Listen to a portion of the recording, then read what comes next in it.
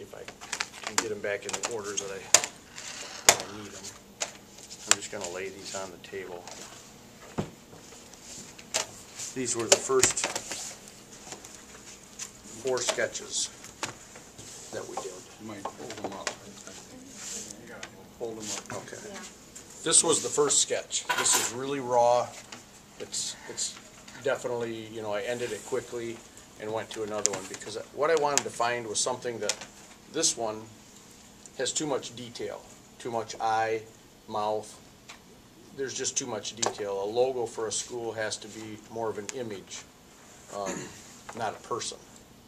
So this was my next sketch, trying to come up with something that will be the school logo.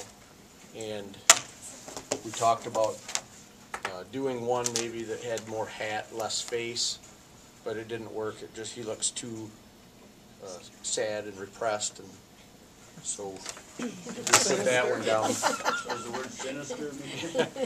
This logo, or this sketch, was one that I was pretty happy with because it's got motion. It has a little bit of a lack of attitude, yet you know you can tell what he is or what he's doing. And from this sketch, which was the one that I finalized, I went with 3 other alternatives with different facial features, or you know, the mustache.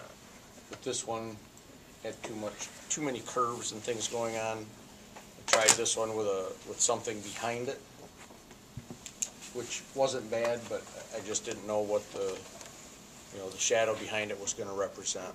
Do you have a question? I do. Can you wait till he finishes?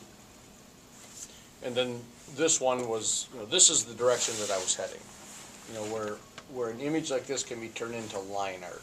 It can be used in print, embroidery, screen print, signage, vehicles, decals, promotional products, because from the original drawing, which is a sketch, where there's a lot of lines and brush marks, but this is the process to get you to this, is we can turn this into solid lines. And there's a lot of collegiate logos that have that motion, and you know, his eyes are hidden. He's got the look that, you know, the attitude. It's, you know, this is the direction that I was trying to get to with this logo. And once this is turned into line art, it can be vectorized. It can be turned into multiple color. It's what we did with Corunna's logo, or I'm sorry, Owasso's logo.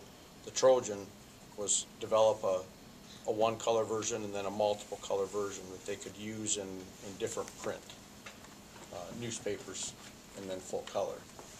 And also what we developed for them was you know, the letter O with Owasso through it, that district-wide they would use in all their print with no variations.